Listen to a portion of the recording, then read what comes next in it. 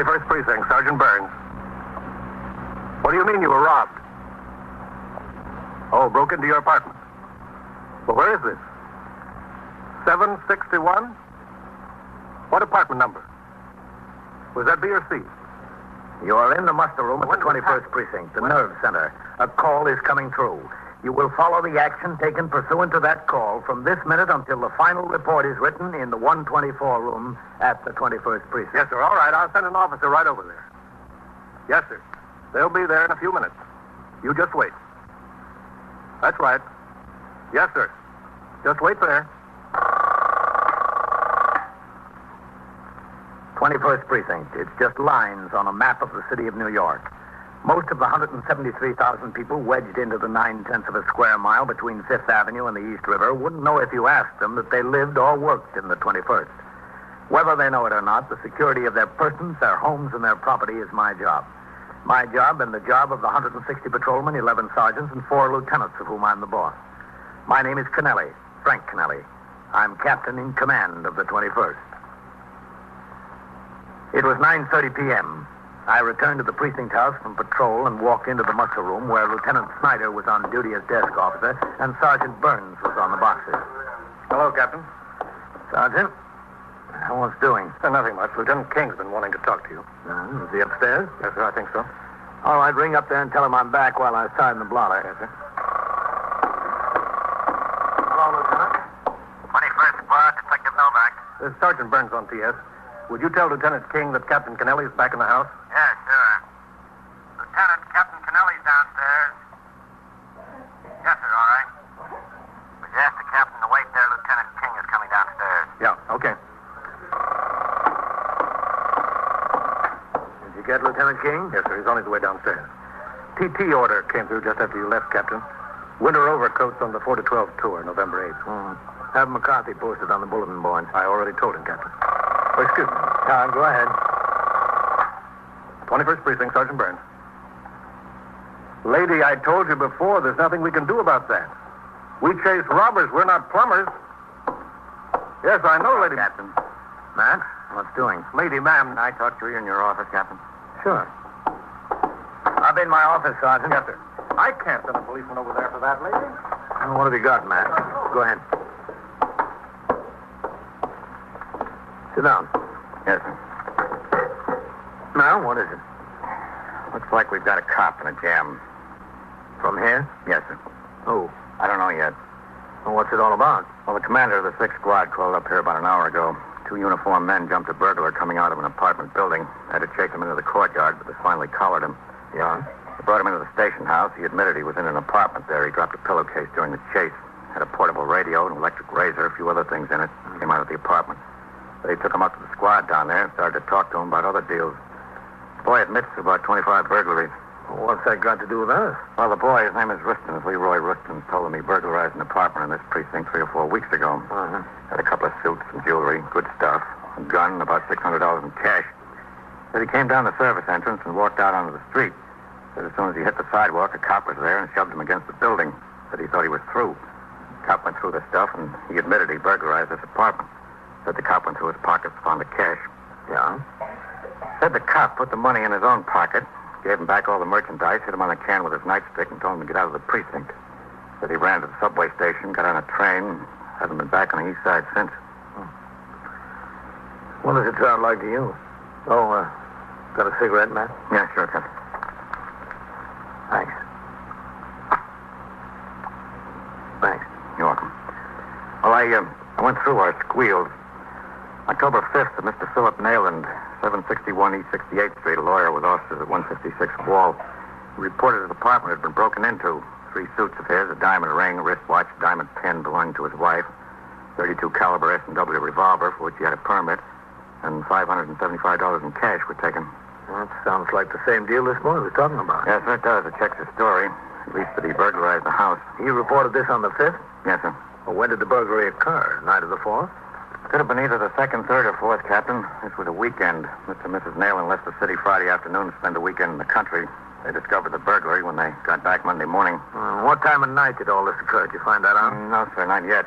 Lieutenant McInerney told me they were still questioning the boy down there at the 6th. Wanted to let me know what they were developing. Yeah.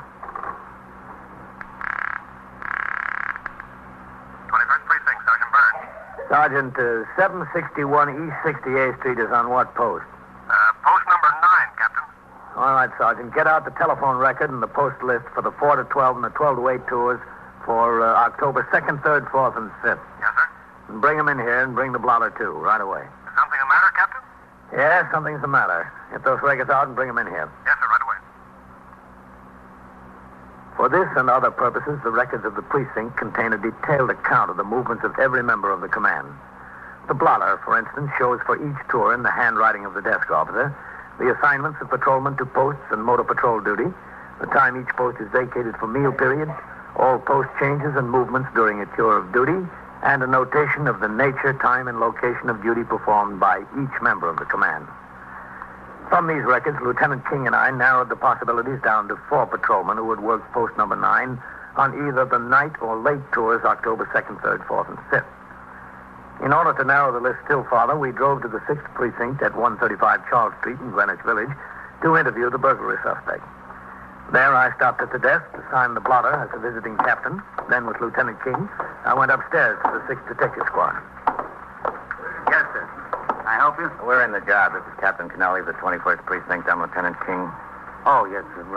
Lieutenant McInerney's in his office. Thanks. Big squad. Ed. Oh, come in, Matt. Yes, sir. This is the detective. You want to close the door, Matt? Yeah, sure. Lieutenant McInerney, the squad commander, Captain Kennelly. Well, how are you, Captain? Well, I don't know. Yes, sir. I get how you feel. You want to sit down? Yeah, thanks. What about this boy, Ed? Well, he's a good boy, all right. He's done one bit in Sing Sing for burglary. Think he's been in the 25 or 30 flats all over town. Maybe more.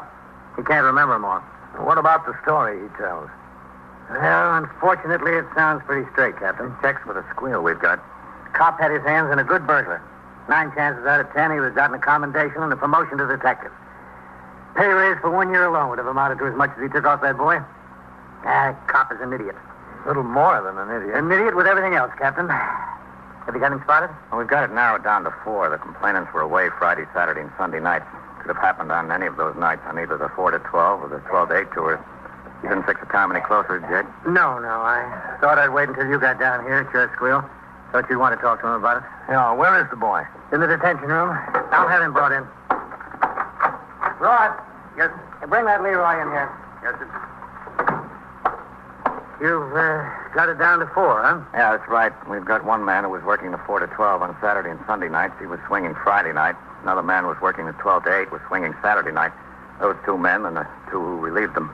Well, if you could fix it either on the 4 to 12 or the 12 to 8, that would knock 2 of them out of the box, Matt. Yeah, if we could get the right night from the boy, it'd be down to the man. This Leroy was pretty vague about dates and times. He's been in so many flats, he doesn't know one from the other. Yeah, who is it? What, Lieutenant? Well, come in. Go ahead, Leroy. Where? Over here. Listen, I was sleeping that day. It woke me up. From now on, Leroy, your time's not your own. Sit down there. Yeah. Okay, Leroy, thanks. Yes. Leroy, this is Captain Kennelly and Lieutenant King. They're from uptown, the 21st. They want to know something about that officer taking the money off him. Oh, yeah. You told Lieutenant McInerney it was $500 or $600. That's right, yeah, 500 or 600. You burglarized an apartment there. You took some suits, the guns, some jewelry, and the cash. When'd you have time to stop and count the money? Well, you know how human nature is. I found the cash in the drawer there. The first thing I was tempted to do was look at it. I saw a couple of hundreds, a couple of 50s, and 10s, and 20s. I figured 500 to 600. I shoved it in my pocket. What'd you do with the gun you got out of there? Oh, I don't care for guns. I figure you have a gun on your hip, you're going to shoot it. I never did go in for that kind of heavy stuff. I gave it to a very good friend of mine. What's his name? His name is Jack Truro. But he don't have it. He sold it, he told me. A lot of nerve. I give him the gun and he sold it. To a stranger. Where is this Jack Turrell? Can we locate him? Oh, it's the easiest thing in the world, but he don't have the gun. Oh, where is he, Leroy? He's in the tombs. He got picked up last week on a deal. Where'd he get picked up? In Times Square. I told him a dozen times if he's going to go in a public place like Times Square, he shouldn't wear a sports jacket that's 3 sizes too large for him. You know, a real fine sports jacket. Cashmere, what do you call it? Well, anyway, he got it out of some flat and he fell in love with the cloth. The cloth was fine, but in a million years it couldn't have been his jacket. Some detective stopped him on Broadway and said, "Hey, Bud, where'd you get the coat?" That was that. Well, that's what comes of being too much a clothes horse, you know? Yeah, to get back to the night you got the gun and the money up on the 21st. Oh, I don't know. It's the 21st. I couldn't swear. It was. You remember what night it was? What night? What do you mean? Well, it had to be either Friday, Saturday, or Sunday. No, I couldn't remember what night it was. I've been working almost every night. You know, my memory doesn't serve me on that. It was during the World Series, wasn't it? Oh, yeah. You know, you're right. When you come to think of it, it was during the World Series. I remember I was in the flat. I was going around looking through drawers and in the closets, and I found some rain checks for the game the day before. Box seats. I figured, boy, what a lucky guy I'm hitting. Box seats. I wished it was me. Who were you for? In the series? Yeah, in the series. The Brooks. I had a $20 bet with Jack. Jack has died in the wolf for the Yanks. Oh, yeah. I was feeling good because the Brooks win it after dropping the first two. It was the same day, I remember. Erskine Fan 14, a new series record, you remember. And it was Friday night you were in that flat on E68. I don't know if it was Friday night. I don't know if it was E68. All I know it was the day Erskine Fan 14. That was Friday, October 2nd. If you say so, okay. What time of night was it, Leroy? Time of the night? Yeah. Well, that also would be kind of hard to say. Well, let's start at midnight, huh? Would you say it was before or after midnight? Well, does it make a difference? Yeah. What'd you do before you went over and broke into that flat? Let's see, I don't know. But I can tell you what I did after. I met Jack, and he and I, we went to my place to drop the suits and the scum I got. Jack sure figures in your life a lot, doesn't he? Well, he's my best friend. Oh. And then from my place, we went over to meet a girlfriend of his after she got off work. Oh, yeah. Yeah, it must have been 10:30 or 11 I hit the flat because this girlfriend of Jack's, she works in the cafeteria down here in the village over on 7th Avenue. She gets off at midnight. You're sure about that? I'm telling you. Well, that pretty well sets the time for you, Captain. Friday, October 2nd, during the 4 to 12 tour. Yeah. Leroy, you think you'd be able to identify the officer who took the money off you? Well, to tell you the truth, I don't know about that. What did he look like? A cop with a blue suit. Was he young? Was he tall? What? Look, Cap, I wasn't interested in what he looked like. Young, tall, short, I don't know. All I could see was a cop. I was nailed. When he took the money, slapped me with his stick and said, go, I went. I didn't turn around to see what color eyes he had. Well, we're going to give you a chance to identify him, if you can. If I can, I will. I opened up and told you about this, didn't I? If I didn't want to help you, I could have clammed. Cop catches me, takes me in, I got no beef against him. But if he turns out to be a bigger thief than me, I got no regrets at all. Except maybe my good friend Jack is laying in the tombs, all alone in the world. Yeah, well, don't worry about that, Leroy. You'll be down there to keep him company. Lieutenant King, Lieutenant McInerney of the 6th Squad, and I continued to interrogate the burglary suspect, Leroy Rustin. The officer he referred to was most likely Patrolman Philip Austin, who the record showed was assigned to post number 9 during the 4 to 12 tour on Friday, October 2nd. It was decided to continue the investigation at the 21st, and arrangements were made to transport the prisoner in the custody of Patrolman Nestico of the 6th Precinct, one of the arresting officers. Before we left, I phoned through CB to Lieutenant Snyder, the desk officer at the 21st, and gave him instructions to detain Patrolman Austin and all other members of his squad, which again was working the 4 to 12 tour, for my arrival. At 12:10, after having been relieved from his post, Patrolman Austin returned to the station house and walked through the front door into the muster room. Austin? Yes, Sergeant. Come here. What is it, Sergeant? Just a second. 21st Precinct, Sergeant Burns. Lieutenant who? Lieutenant Gorman isn't due in here until 8 a.m. Yes, sir. That's all right. Hey, what's the trouble, Sergeant? Captain wants to hold your platoon. Yeah? He's on his way uptown. Wait for him in the back room. Why? Just wait. Oh, listen, Sergeant, my wife's brother has a birthday party tonight. I told him I'd get over there as soon after 12 as I could. You'll have another birthday next year. What do you say, Phil? Farrell? Yes, Sergeant. Come here. What's it all about? Want to see me, Sergeant? Yeah, wait in the back room with the captain. He'll be back in a minute. Oh, what's the trouble? There's no trouble. Just wait. Okay, Sergeant. And don't change from your uniforms. Leave them on. Listen, Sergeant, he's liable to be another hour. Will you stop giving me an argument? Now, go ahead. Sure, Sergeant. Come on, Phil. Yeah. I don't know. Why do I have to get all the dirty details? Sure beats the living daylights out of me. Oh, it's not that bad. Hi, fellas. Hi, pal. Anybody know what this is all about? Beats me. Big deal. Come on, Austin. Sit down. No sense getting worked up about it. I don't know if the captain wants to see us. Where is he? Look, we're all in the same boat. Yeah, but you got no place to go except home and to bed. Every time somebody can think of some extra detail, they think of us. Don't get mad until you find out what it is. Hi,